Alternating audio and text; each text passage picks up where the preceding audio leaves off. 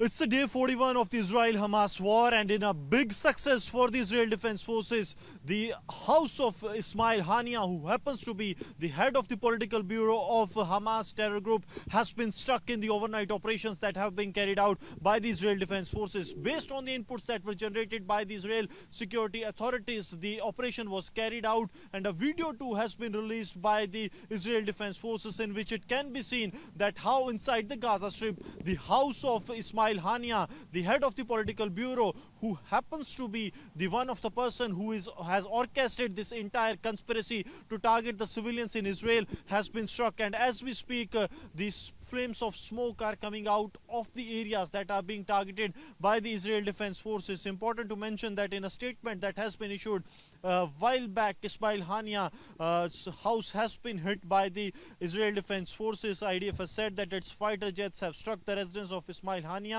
and that was being used as the terror infrastructure and often served as a meeting point for the Hamas senior leaders to direct the terror attacks against the Israel civilians and IDF soldiers. And as we speak, the loud bangs can be heard in the background. These are the airstrikes that are being carried out by the Israel Defense Forces very close to the armistice line of agreement that divides the Gaza Strip from the state of Israel.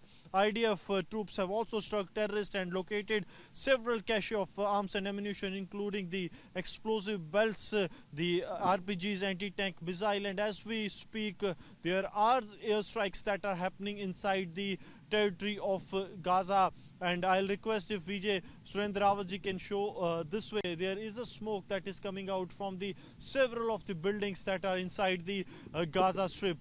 It's day 41 of the war, and the war still continues. The terrorists of Hamas, they are still trying to use their underground terror infrastructure.